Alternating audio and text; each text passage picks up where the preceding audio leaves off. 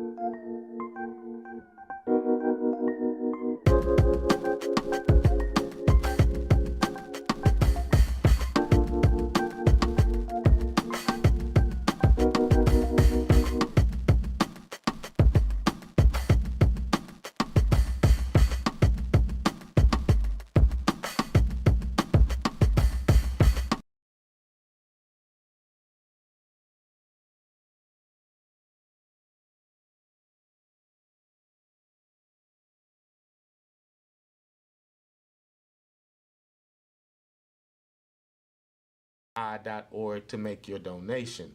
So, Brother Brown, yes, sir. Before we went to break, we're talking about parents and checking in with their learner, after this first quarter. And so, when we start talking about checking progress, I want to kind of go back. We'll start with, your elementary age students when we're talking about that first through third, fourth grade.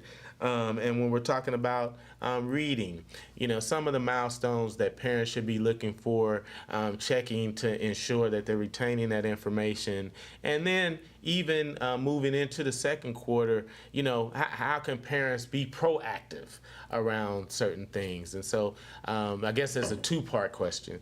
So first, what should parents around that first through third grade be looking for relative to reading and math? And then Well, I think it's more about, the environment and the interest at that age. Mm-hmm. Does your child like going to school? Right. I mean, is it a place that they want to be? Because you don't want it to be drudgery at first grade, second grade, third grade. This is already something I hate. Right.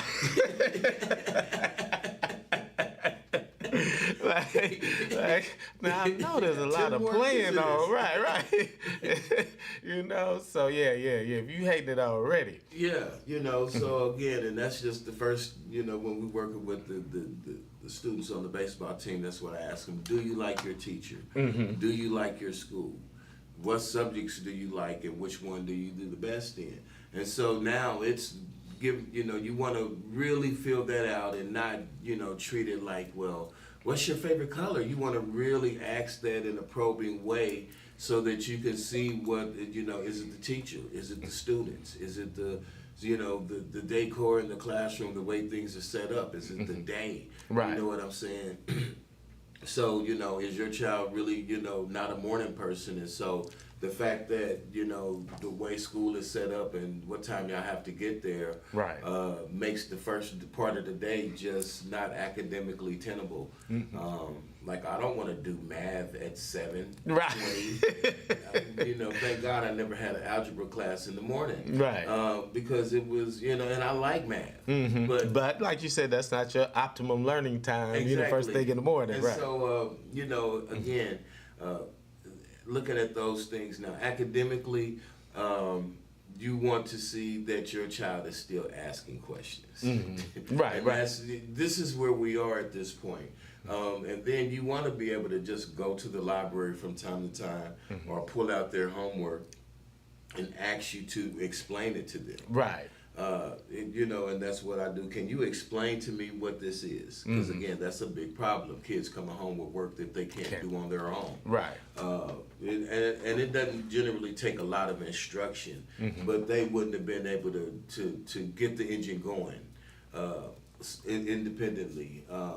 And so that's what you want to do before you even go in there. Check to see if your child can defend the information that they've been presented with over the past 8 weeks. Right. Yeah. And so now you have a baseline. Well, okay, Johnny, why can't you do this? Oh, well, the teacher doesn't take any time with us, or right. the teacher's always absent, or I'll be sitting with my best friend. We get it in good. I'm just going to be honest. Right. Absolutely. We had a great time in the back of the classroom. So you might get the honest truth about why they're distracted or why they're not learning. But now you can go in and say, well, my child has an A, but he can't defend any of this information. Or my child can defend all of this information, but he has a C. How can we make the fact that he understands what to do match with the few missing assignments that he or she may have? Right. And so now you got to, again, it takes work. And I think, to your point, a couple of points, it takes time, but then you'd be surprised when things are revealed as you start asking these basic questions. Yeah. And like you said, I think starting with in first through third grade, are you still even enjoying going to school? Yeah. Very, very, very basic. You can't just be like, eat it. Right. You got to eat this one. Right. Exactly. You got to drill down, and then once you understand, and at least they know you understand, and then now you explaining why you got to eat it. Because we just can't move. Yeah. I mean, And as a parent, you have to understand that, yes, you have to ask questions. You have to engage. The idea that, it's like, shut up and listen, don't talk, and all of these types of things, we have to evolve as parents as well, and understand if you're going to have a conversation with your child, that means you have to listen to them. Right. That's a part of the equation as well, just like you expect the teacher to listen to them. So that's the thing. Back to this being a collaboration and you working together as a team to identify the best ways for your learner to move forward, but that requires your participation. And so, man, we are now about 31 minutes past the hour of 5 o'clock. So if you're just tuning in, you're listening to Changing Narratives with Brother Jay and Brother Brown. And so, And I'm sorry, I don't know. Did I say 90.1 FM KKFI Kansas City? You said it. I just okay. I was like, I knew I went right into the show, but I didn't know if I identified the station. But you know, the larger point is, like you said, you got to get engaged. Yeah. And so, you know, as we move forward, and we're talking about now your middle school age children, and okay, now they're still liking school, they're still going every day, and in terms of checking in, because at that age, they spend so much time around the social aspect. Mm-hmm. And making sure that your kids are involved in activities and things of that nature. But then what about the educational foundation? And like you said, moving beyond the grades that they're getting to really check for learning. Because it is easy for you as a parent to get lulled to sleep by the grades. And really not understanding what's going on in a lot of these schools where they're just pushing everybody through. Yeah. You know. Well, and that's where you have to have your child engaged in activities and things that allows for them to explore their interests. Mm-hmm. And by the time that they're getting to middle school, whether it's sports, you know, whether it's robotics, whether it's, you know, conservation, and, you know, they say they like to be in nature, are they getting a chance to do that? Right. And so now you can start gauging and looking at your child's interest, and then now you can start having some type of barometer on academically how you want to work with them. Mm-hmm. So again, if your child is having a propensity for sports, now you at least know that your child should, you know, think about college. Right. And so now you need to be thinking about that more liberal arts education that your child needs to do so that they can pass the ACT, SAT, mm-hmm. and do well on a college campus, because in general you're going to have to take all of these subjects. Right. And so where are the sore spots?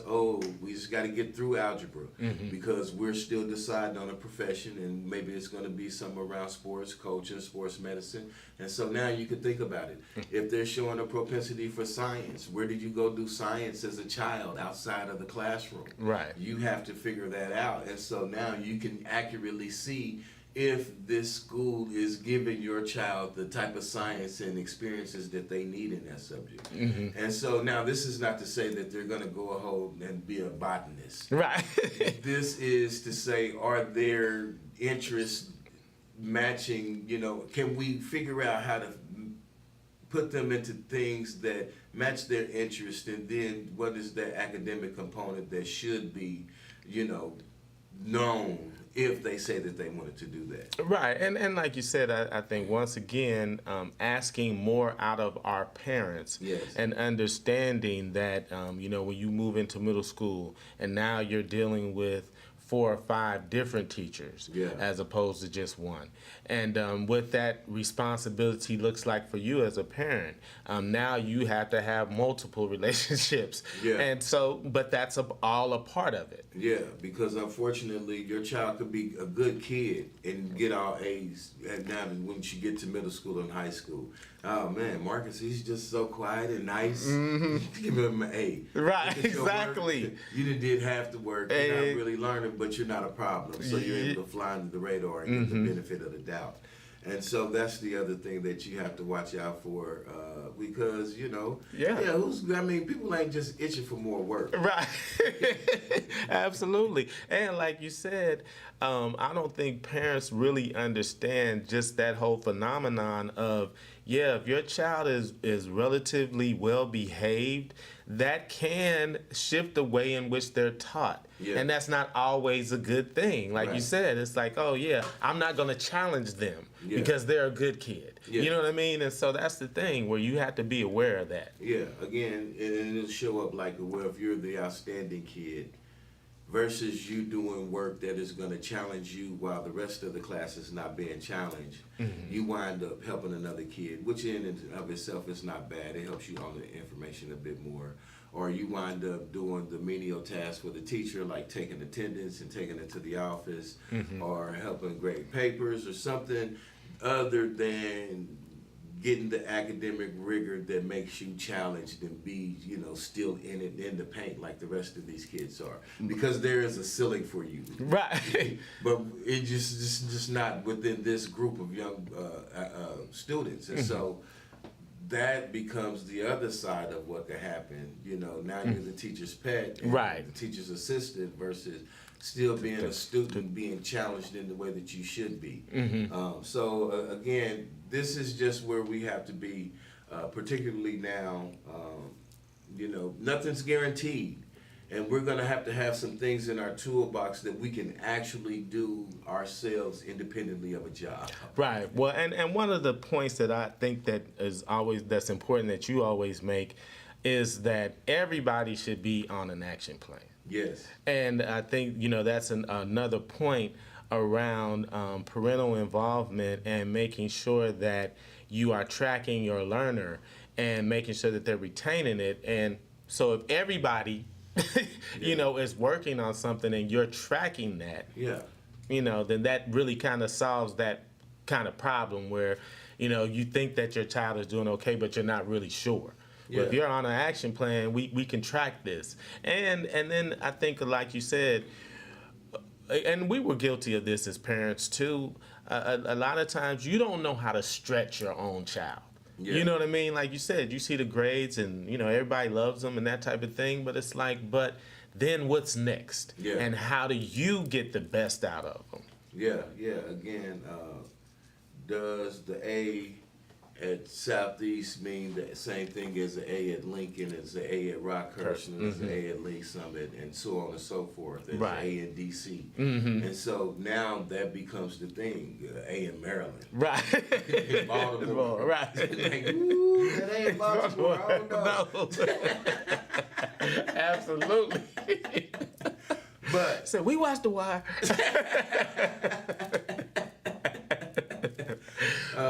so you have that effect where Yeah. you thinking like, man, I'm valedictorian. Right. And you go to college like,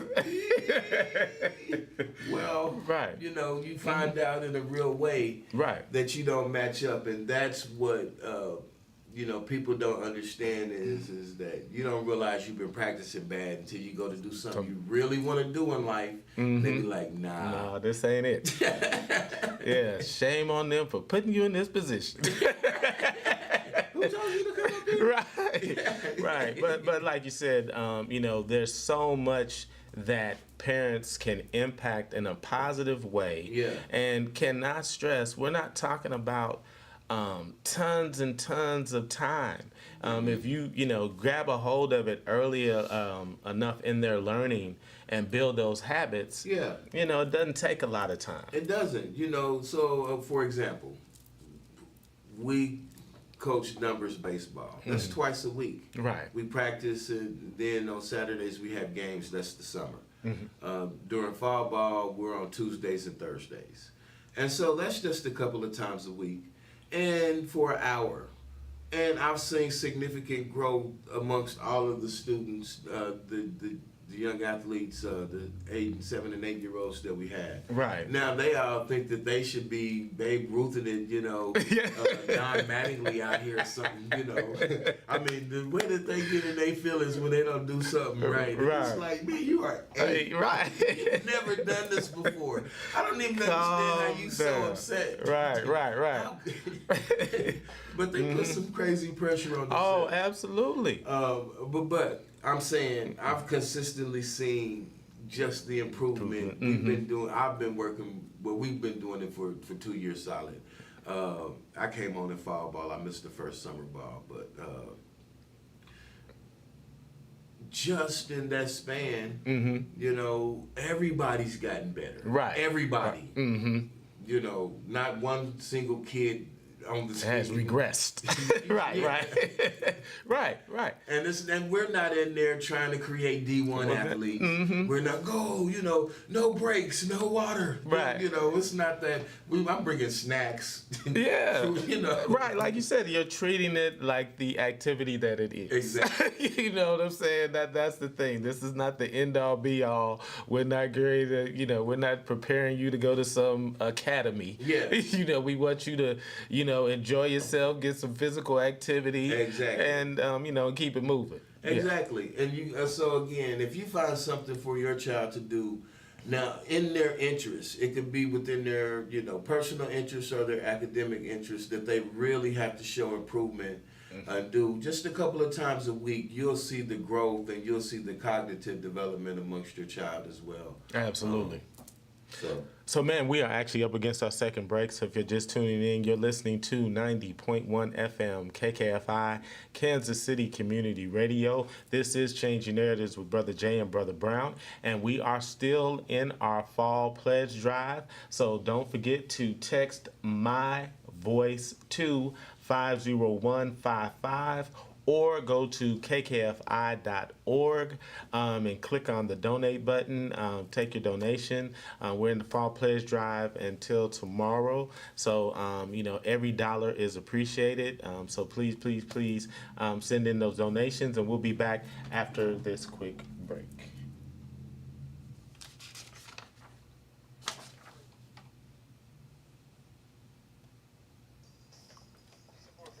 Pie is brought to you by Columbia College, Missouri.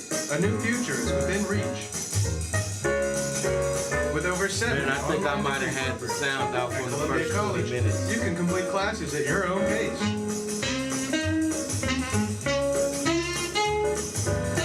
There are no book costs or hidden fees. Learn how to apply at ccis.edu/new.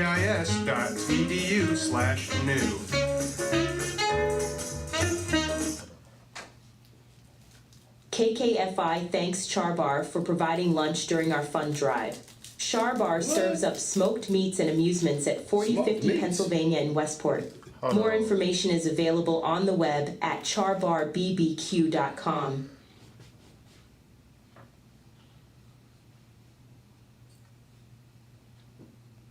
Sorry, man. Shoot.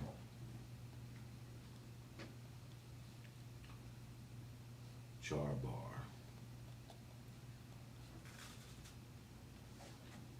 Dead air. Yeah. Dead scare. Over Hi, there. this is Barry Lee, host of Signal to Noise here on KKFI. For well over 3 decades, KKFI has been the heartbeat of our city. From its humble beginnings in 1988, KKFI has remained committed to its mission of stimulating, educating, and entertaining our audience. We are proud to reflect the diversity of our local and world community, providing a platform for individuals, groups, issues, and music that have been overlooked or underrepresented by other media. Show your support for this remarkable journey by making a donation at kkfi.org. Together, let's continue to foster a climate of mutual respect and collaboration, upholding our community to diversity in programming and discourse. Thank you for being part of KKFI's story. 90.1 FM, KKFI, Kansas City Community Radio. This is Changing Narratives with Brother Jay and Brother Brown. And once again, we are still in our fall pledge drive. So simply text my voice to 50155 or go to kkfi.org and click on the donate button to make your donation. I want to thank our pledge champion, the Jazz Cat, Clovis the Jazz Cat, for matching our donations up to $150. We really, really appreciate you guys. And so before we went to break, we were talking about, parents and making sure you're checking in with your learner. End of the first quarter, we're moving into second quarter, and just how important that is. And so anything else, Brown, before we move on to our next segment here? Oh, just that, again, check for resources.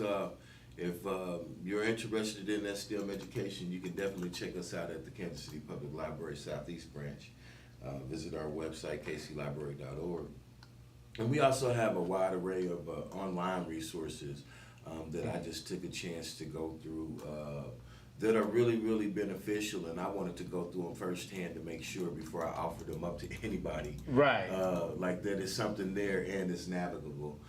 So yeah, if you need some education resources to work with your early learners, your young learners, check out the website. There's one called Brain Fuse that's really, really good. And then there's another one called Mometrics that's really, really good too. So yeah, check out the website, see what's out there, and make sure that you don't just try to do this alone. Right. So man, I'm trying to get this sound together on this piece for the with the shutdown and the fact that we have quite a few folks on both sides of state line that could be facing food insecurity with losing their SNAP benefits at the beginning of November. And so we have some sound from a story on that I want to get to. And then we're going to list out some resources for folks in case that does happen. So let me get this sound together. Man, get the sound together, Jay. Man. I can't take this pressure. You have to have your government ID. Stretches around the block. Many furloughed federal employees like Anthony Spite now waiting hours for help. I have children to feed, I have a family to take care of, I have a mortgage to pay. So it's a lot of uncertainty. The Bipartisan Policy Center reports 1.4 million civilian federal employees like Spite did not get paid today. I never thought that I would be in this predicament where I'm in need of assistance. Under a 2019 law, federal workers will be reimbursed at the end of the government shutdown. But that help could still be a long way away, with Congress not in session. How does it make you feel that members of Congress are still getting a paycheck right now? You know, if we're not getting paid, I honestly feel that their checks should be withheld as well. Right. And as food banks face an influx of federal workers, it's scary. The clock is ticking for millions more. With the shutdown, I believe that we'll get double the amount, maybe even triple the amount that we see now. Federal funding for food programs like SNAP and WIC in danger of running dry by the end of the month. To last all the way for the next month, even to cover December, it won't. We will be starving. Our NBC affiliate in Kansas City breaks down what that assistance looks like for the 41 million Americans who rely on the program. I'm Megan Abundance grocery shopping in South Kansas City. This cart full of staples, some fresh produce, fresh fruit, some meat, and bread represents what the average person on SNAP benefits or food stamps can afford for an entire week. The national average benefit for a breakdown per person per week is about $46 to $74. That's what we've spent here, $48.68 for this cart full of groceries. How you doing, man? You can choose one item. With no end to the shutdown in sight, many now preparing for what could be a long road ahead. What can I do about it? But just keep pushing forward. As they say, push until something happens. The food bank that we went to today had over 200 people show up, all of them federal workers or government contractors. And the organizers who we spoke to said they're prepared to hold these types of weekly donation events as long as the government shutdown continues. Tom? 90.1 FM KKFI Kansas City Community Radio. That was some sound from a story on NBC News around just one particular food bank in D.C.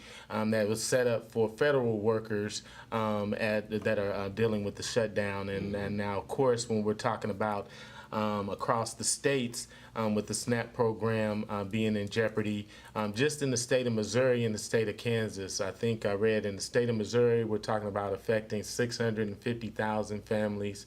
And in the state of Kansas, around 200,000 families that could be without SNAP benefits for the month of November. So, very important that as a community, we take care of one another. I know there are lots of food banks available. And so we're going to, provide information, but just really quick. I'm sorry, go ahead, bro. Well, I was just going to say, it's one thing for the people that are receiving SNAP benefits, and then it's another thing for the people that are not receiving benefits, just not receiving their checks. Mm-hmm. Right. So there's a few, ends to this again, Social Security as well. Pots of folks to think about in this stream. Absolutely. So anyway, you go back because I was going someplace I thought was really important. No, but I think like you said, to your larger point, this issue around food insecurity is not just related, to the government shutdown. And so there are lots of folks who are working poor, who have jobs that, just simply because of inflation, food is it's getting harder and harder to afford. Yeah, And most people are just one check away, from, disaster to, or a month of not getting income. And then now all of the cards are falling. And that's the thing to remember. In addition to the food, there's housing. Yeah, absolutely. Because your landlord doesn't care that it's a shutdown. No. There's, cars. So now your transportation is going to be in jeopardy. So when it is time to go back to work, is my car going to be in the driveway? Absolutely. So there's that whole ripple effect on the economy. And so now, back to SNAP. Part of this is to prop up industry. Yes. That's government propping up industry for the people that think it's just about a certain group of people getting handouts. Right.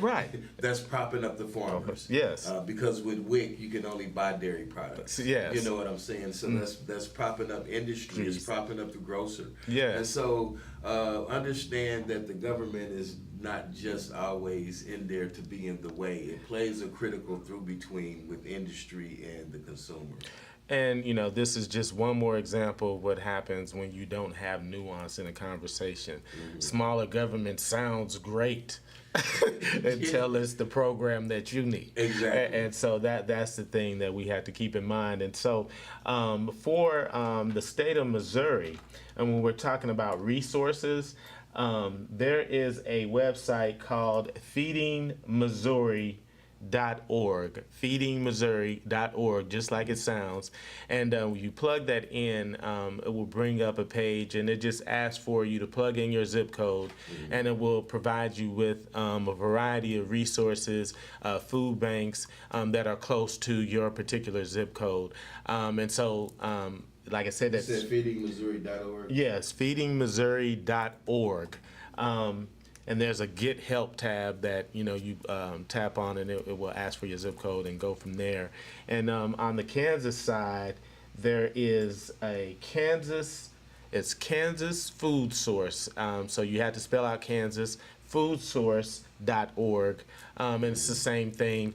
It will ask you for your zip code, and then it will provide you with resources available in your zip code that are within that 8 to 10 mile range. But those are just a couple of resources available, and hopefully this particular government shutdown doesn't drag on. But much longer. Yeah, but as we move into the holidays, and it's about to be Thanksgiving and Christmas, and we want to do all that we can to provide support for those in our community that are suffering right now. And like I said, because of inflation, these are people that have jobs.